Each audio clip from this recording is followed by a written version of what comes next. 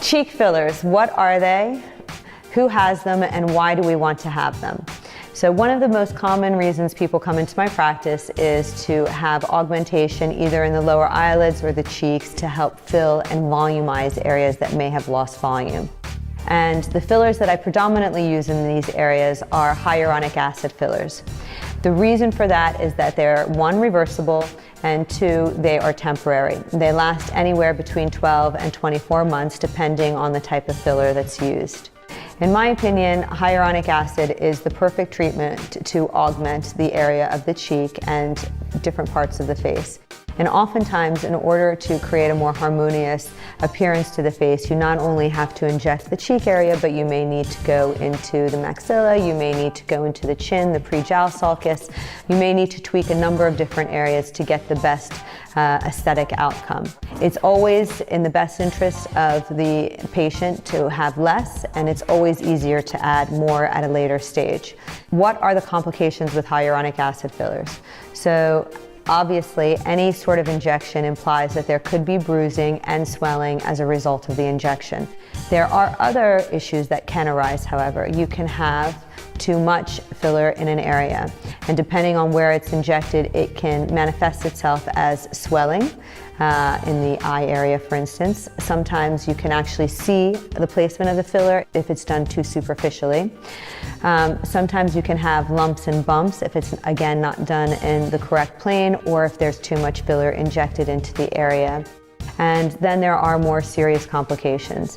I always tell my patients there is always the risk of having necrosis of the skin, which means you can have some of the tissue dying because of lack of blood supply to the area. And there is a very small risk that blindness can happen with an injection of any filler, dermal filler, on the face.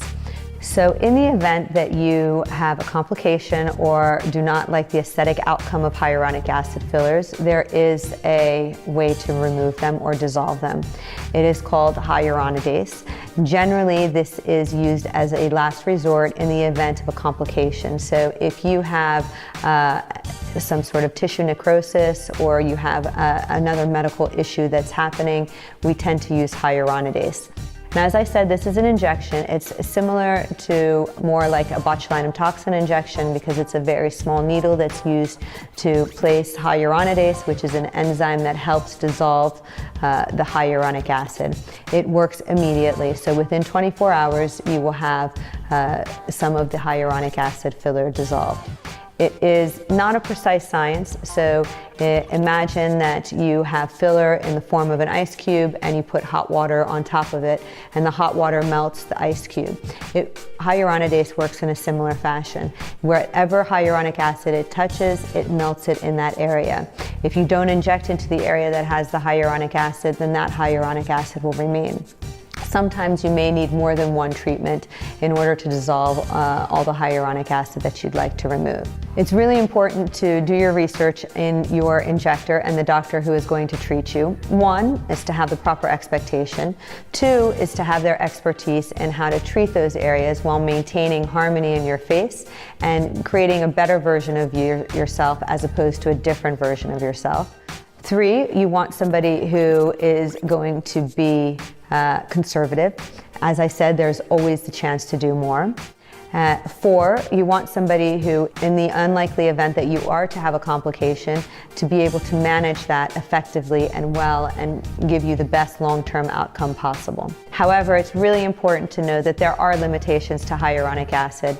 And if you need excessive amounts, then sometimes you should consider surgical options that would be a better long-term fit and result for your face.